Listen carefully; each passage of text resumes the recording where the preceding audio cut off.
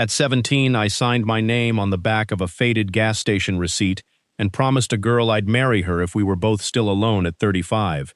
I forgot about it the way you forget most things you swear to under streetlights at that age.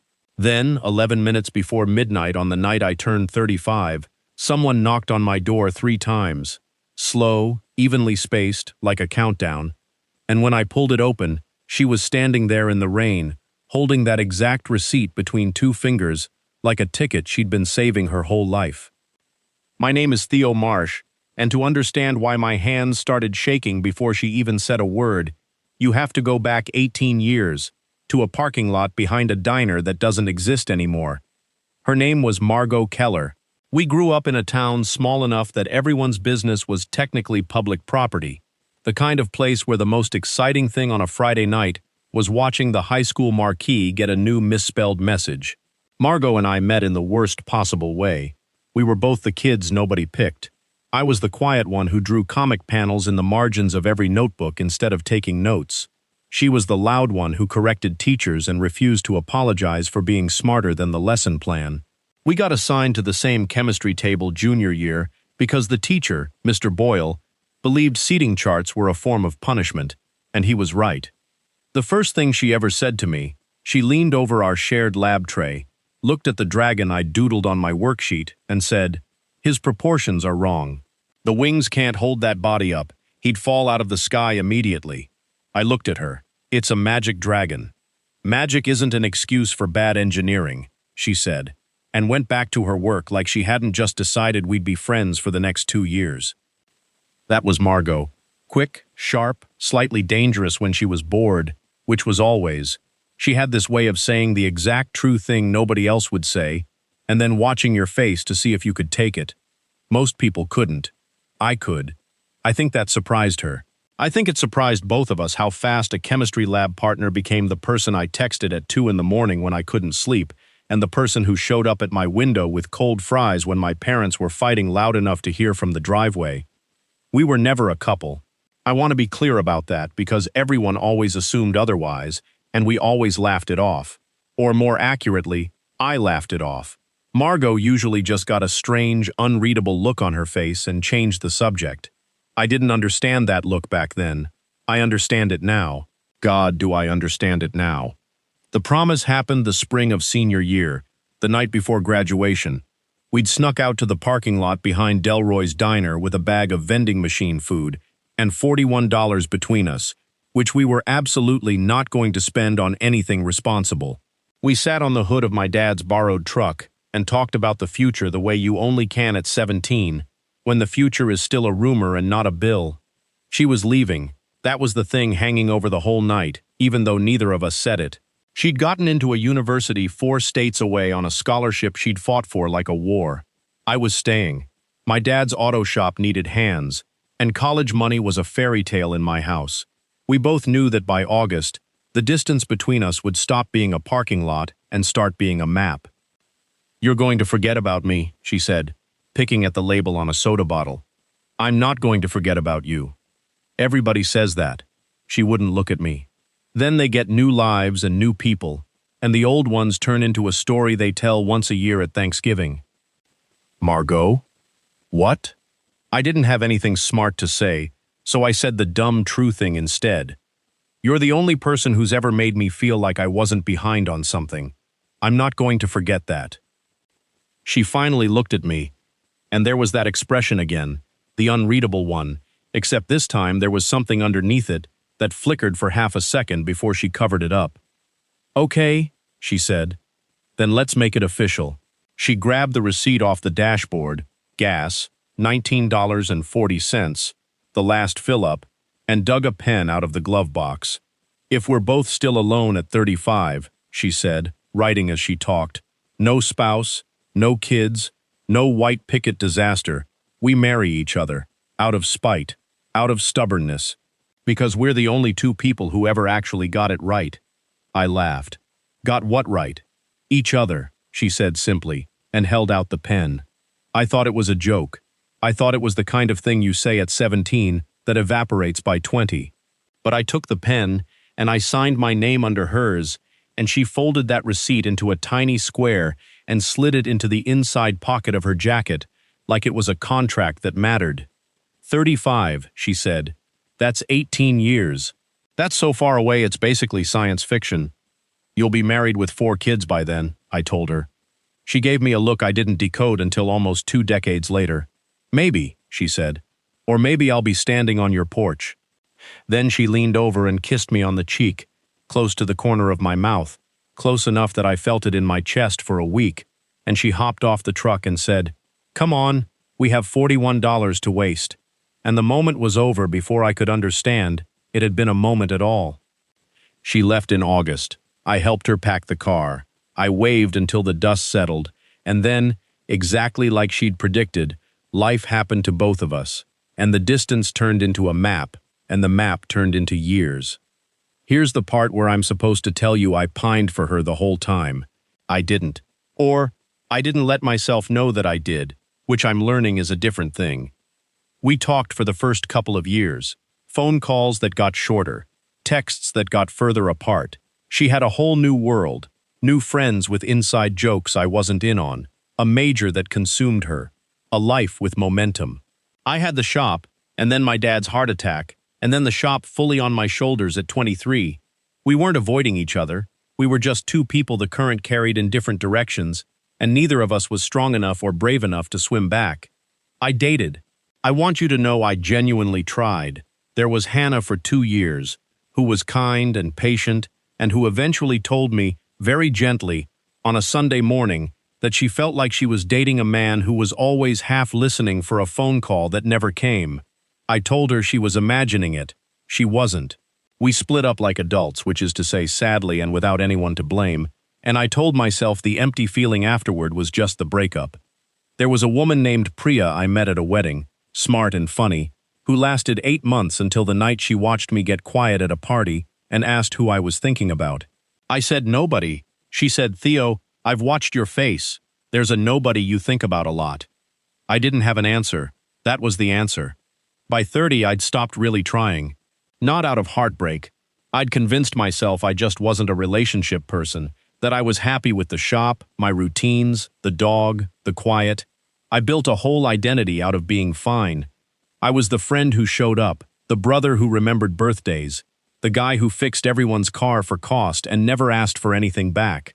Fine, settled, done. I didn't think about Margot Keller. That's what I told myself. I didn't think about her the way you don't think about a song you've decided to stop playing, by very carefully never touching the part of yourself where it's stored. And then I turned 35. My sister Dana threw me a small thing at her place that night.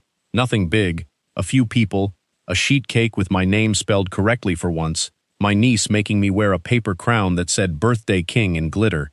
It was good. It was warm. I meant my smiles. But somewhere around the part where everyone sang, I felt it.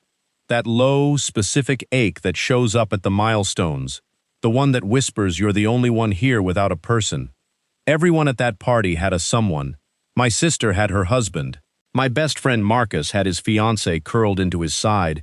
Even my niece had a stuffed rabbit she refused to put down. And I had a paper crown, and a slice of cake, and a smile I had to keep deciding to wear. Dana caught me on the porch later, 2 beers in her hand, one held out to me. "You're doing the thing," she said. "What thing?" "The thing where you go somewhere in your head and leave your body to handle the small talk." She handed me the beer.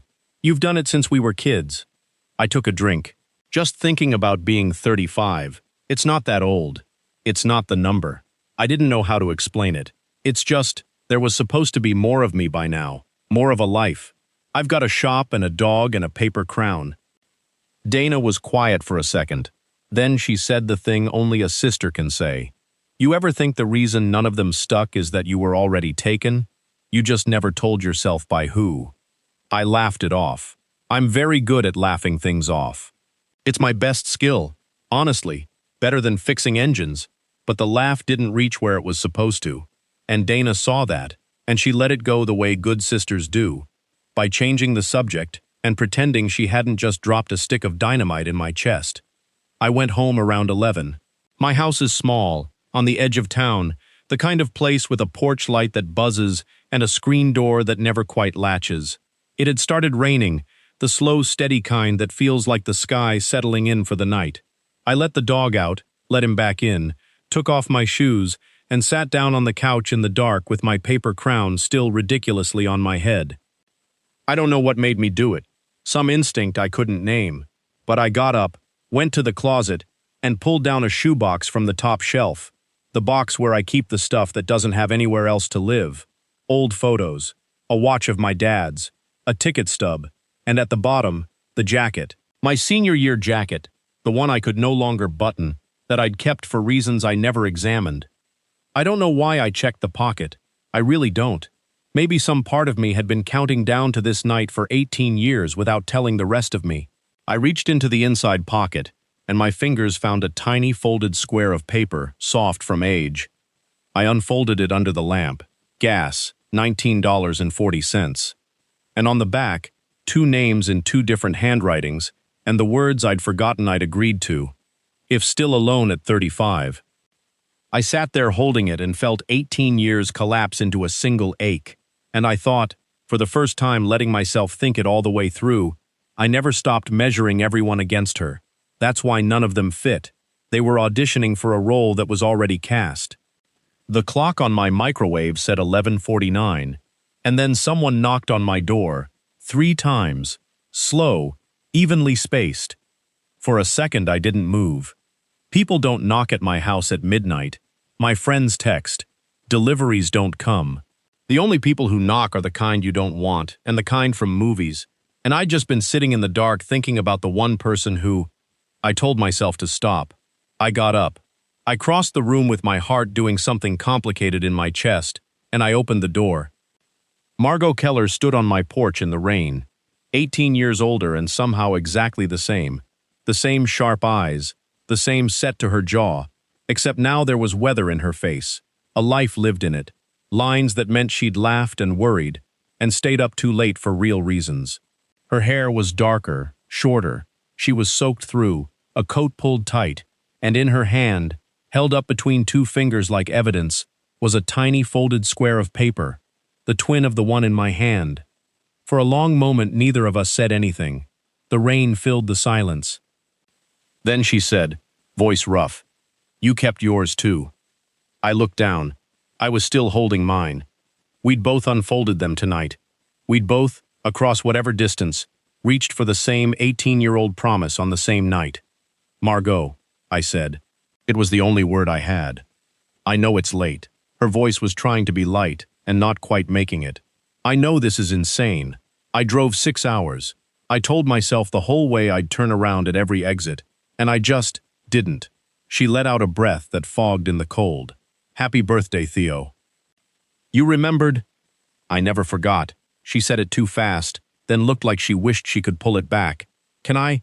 It's really raining." I'd been standing there like an idiot blocking my own door. I stepped aside. "Come in. God, come in." She came in, dripping on my floor, and stood in the middle of my small, dark living room, looking around at 18 years of my life. The shop calendar, the dog now thrilled to investigate her ankles. The paper crown I'd forgotten was still on my head until I saw her eyes catch it. A laugh broke out of her, surprised and watery. "Are you the birthday king?" I pulled the crown off, mortified. "My niece. It's a whole thing." "Don't." She reached out, took it out of my hand, and very deliberately set it back on my head. "Leave it. It's the first thing about tonight that feels normal." And her fingers brushed my temple as she did it, just barely, and I felt that touch travel all the way down my spine, the same way I'd felt a kiss on a parking lot 18 years ago. I got her a towel. I made tea because I didn't know what else to do with my hands, and because the kettle gave me 30 seconds to figure out how to breathe. She sat on my couch wrapped in the towel, and I sat in the chair across from her, and the dog put his head in her lap like he'd been waiting for her, and for a while we just looked at each other across a coffee table and 18 years. "You first," I said finally. "Why now? Why tonight?" She told me, and it was not the fairy tale I'd half built in the 90 seconds since I'd opened the door. "I almost didn't come," she said. "I want you to know that. This isn't me being romantic and impulsive. I am the least impulsive person I know. I plan grocery trips." She wrapped both hands around the mug. 3 weeks ago, I called off an engagement. That landed somewhere I wasn't ready for. Margot. Let me get through it. She took a breath. His name was David. He was good. Genuinely good. That's the worst part. There's no villain here. We were together 4 years. He proposed at a vineyard with my entire family hiding in the trees. And I said yes. And everyone cried. And I spent the next 11 months planning a wedding and feeling like I was watching someone else's life through a window. Her jaw tightened. And 2 months ago, I was at my own dress fitting, and the woman pinning the hem asked me what I loved about him. Simple question. And I opened my mouth and I had this whole list ready. He's kind, he's stable, he makes me laugh. And the entire time I was reciting it, my brain was somewhere else. It was in a parking lot behind a diner. It was on the hood of a truck. My heart was pounding. Margot, I'm in love with somebody I haven't seen in 18 years, she said, and her voice cracked clean down the middle. That's the diagnosis. That's what I figured out at my own dress fitting. I have measured every single man I've ever dated against a 17-year-old boy who drew dragons with the wrong wings, and not one of them ever came close. And I told myself for years that meant something was broken in me, that I was incapable, that I'd set an impossible standard out of nostalgia. She looked at me, and her eyes were wet and furious and terrified all at once. And then I realized the standard wasn't impossible. It was just unfinished. So I gave David his ring back, and I broke his heart, and I broke mine doing it. And I told myself I'd let you have your peace. I'd never show up. It wouldn't be fair to come crashing into your life on the strength of a joke we made as kids. It wasn't a joke, I said. She stopped. You said that night you might be standing on my porch, I said. I didn't understand it then. I've thought about it maybe 10,000 times since I opened that door. It wasn't a joke to you, was it? The silence stretched. The rain kept on. No, she whispered. It was the most honest thing I'd ever said. And you laughed. It hit me like a dropped wrench. All of it. Every unreadable look. Every time she got quiet when I mentioned a girl I was seeing, the kiss at the corner of my mouth. She'd been telling me the truth for 2 years, and I'd been too scared or too dumb to hear it. And then I'd let the current carry us apart and called it growing up. Margot, I said, and my voice didn't sound like mine. I have to tell you something, and I need you to know I'm not saying it because you drove 6 hours, or because it's my birthday, or because the timing is poetic. I'm saying it because it's been true so long I stopped being able to see it. I set my mug down. My hands were not steady. I never married anyone because nobody was you. I didn't even know that's what I was doing. There was Hannah and Priya and a handful of others, and every one of them eventually told me the same thing, that I was always listening for a phone call that never came. I told them they were imagining it. I looked at her. They weren't. The call was from you. I just never let it ring loud enough to hear it. She put her mug down with a sound that was almost a sob. I checked that jacket pocket 20 minutes before you knocked, I said. On the same night. After 18 years. You want to talk about science fiction? I shook my head, half laughing, fully wrecked. Tell me that's not the universe trying to get our attention. Theo, she said my name like it hurt. I need you to be careful with me right now. I just blew up my entire life. If I read this wrong. You're not reading it wrong. I got up. I crossed the small space between us. I knelt down in front of the couch so we were level, so she couldn't look anywhere but at me, and the dog grumbled and relocated, and Margot Keller looked at me with 18 years of held breath in her eyes. You're not reading it wrong, I said again, quieter. I'm done being the man who laughs off the truest thing in the room. I did it once and it cost me almost 2 decades with you. I'm not doing it twice. And then, slowly, giving her every chance to pull back, the way you approach something you've wanted so long you're afraid it isn't real, I reached up and brushed a wet strand of hair off her cheek. My thumb rested at her jaw. She didn't move away. She turned her face the smallest fraction into my hand, the way she had with the crown, and her eyes fell shut, and I felt her exhale like she'd been holding it since a parking lot in spring. Can I started. If you ask, she whispered. I'm going to lose my nerve, so don't ask. So I didn't ask. I kissed her. It wasn't the kiss of 2 strangers, and it wasn't the kiss of 2 kids. It was the kiss of 2 people who'd taken the long, stupid, scenic route who'd dated the wrong people and built the wrong lives, and lain awake on the wrong sides of the wrong beds, and had somehow, against every probability, found their way back to the right one on the exact night it had always been promised. She made a sound against my mouth that was half a laugh and half a cry, and her hands found the front of my shirt and held on, and I felt 18 years dissolve like sugar in tea. When we finally broke apart, she kept her forehead pressed to mine, breathing hard, the paper crown ridiculous on my head, the rain still going outside. That, she whispered, was a very long time coming. 18 years. You're slow. I'm slow, I agreed, and kissed her again, just because I could. Just because I'd spent 18 years not being able to, and I was making up for lost interest. I'd love to tell you it was simple after that. It wasn't, not entirely, because real things rarely are. We talked until the sun came up, about everything. The years we'd missed, her degree, the cities she'd lived in, the version of herself she'd become. The years I'd had, the shop, my dad, the slow shape of a small life I'd convinced myself I'd chosen freely. There was grief in it, an undertow of, what if we'd just been brave at 25, and we let ourselves feel it instead of laughing it off, because we'd both learned the hard way what laughing it off costs. And around 4 in the morning, the complication came out, the one she'd been holding back. I have a job, she said.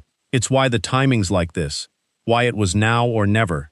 She pulled the blanket tighter. When I called off the wedding, I needed to get out of that city, away from David, away from the whole life I'd built around the wrong answer. So I took a position. It's good. It's the kind of job I've wanted my whole career. She paused. It's in Lisbon. I leave in 9 days. The room went very quiet. 9 days. After 18 years and one perfect night. 9 days. The old me, the fine, settled, laugh-it-off me, would have nodded and said something noble about not standing in her way, and would have driven her to the airport in 9 days and spent the next 30 years telling the story at Thanksgiving, the way she'd been afraid of when we were 17. That guy was very good at letting the current carry things away. I'm not that guy anymore. She knocked that guy off the porch when she knocked on the door. Then I'll learn Portuguese, I said. She blinked. What? I have a shop, not a sentence. My sister's husband has been begging me to franchise the place for years. I always said no because I was scared of bigger. I'm not scared of bigger anymore. I took her hand. Margot, I built a small life because I thought small was all I deserved. I am not going to find you again after 18 years and then watch you drive to an airport. Go to Lisbon, take the job you earned, and let me come with you, or let me follow you, or let me figure out the most absurd long-distance arrangement 2 stubborn people have ever attempted. I don't care which. I'm just not letting the current win twice. She stared at me. And then she laughed. That real laugh, bright and disbelieving. The one I'd been chasing without knowing it through every woman who wasn't her. You'd move to Portugal, she said, for a promise we made on a gas receipt. I'd move to Portugal for you, I said. The promise just told me where you'd be standing. We didn't get married in 9 days. I want to be honest, because the title might have had you expecting a wedding by sunrise, and that's not how grown people who've already made one set of impulsive mistakes do things. What we did was this. She flew to Lisbon. I stayed back 2 months to set the shop up for my sister's husband to run, and then I followed her, with the dog, with 2 suitcases, and a box of stuff that doesn't have anywhere else to live, including a jacket I still can't button, and a folded square of paper I'll keep until I die. We did the long-distance thing for exactly 8 weeks, and it was hard and stupid, and we fought twice and made up 3 times, which is the correct ratio. I proposed a year later. Not on a vineyard with her family in the trees. She'd already done that version and it hadn't taken. I did it on a tiny balcony overlooking a street where old men played cards, with the dog asleep at our feet and a gas station receipt from a town 8,000 kilometers away tucked into my shirt pocket. I didn't make a speech. I just took out the receipt, unfolded it, and showed her our 2 names in our 2 handwritings, the ink so faded you could barely read it. We promised at 17, I said. I'd like to keep it on purpose this time, not because we ran out of options, because you were always the only one. She didn't say yes right away. She did something better. She reached into her own coat. She'd carried her copy across an ocean and unfolded her receipt next to mine and held them side by side so the two halves of the same 18-year-old promise finally sat in the same place at the same time. "I knocked on your door," she said, "because I finally stopped being afraid of the answer." Her eyes were shining. "Ask me." So I asked, and she said yes, the way she'd said everything to me since we were 16 years old at a chemistry table. Fast and sharp and a little dangerous and completely without apology. People ask how we met, and Margot always answers first. "We were lab partners," she says. "He drew a dragon with wings that couldn't possibly hold it up." And I always add the part she leaves out. She told me magic wasn't an excuse for bad engineering. Took me 18 years to prove her wrong. Because here's the thing I understand now that I couldn't at 17, or 25, or even 34. The promise was never really about marriage. It was a girl who saw the truth before I did, leaving herself a way back to me, and trusting that someday I'd be brave enough to open the door. The miracle isn't that she knocked. The miracle is that after 18 years of teaching myself not to hope, some stubborn, buried part of me checked that jacket pocket 20 minutes before she did, because some part of me had been waiting for that knock my entire life, and just never said so out loud. If you're sitting somewhere right now thinking about a person you laughed off, a promise you didn't take seriously, a current that carried you somewhere you never actually chose, I'm not going to tell you they're standing in the rain outside your door tonight. The universe isn't always that neat. But I will tell you this, I spent 18 years calling myself fine, and I have never in my life regretted anything as much as the time I wasted being fine instead of being honest. She knocked. I almost didn't deserve it, but I opened the door. So let me ask you, if someone from your past showed up tonight, holding a promise you'd half forgotten, would you open the door, or would you tell yourself it was too late? And have you ever measured every person who came after against one who came before? Tell me your story in the comments. I read every single one. And if this one got to you, do me a favor, hit that like button, subscribe so you don't miss the next story, and I'll see you in the next video.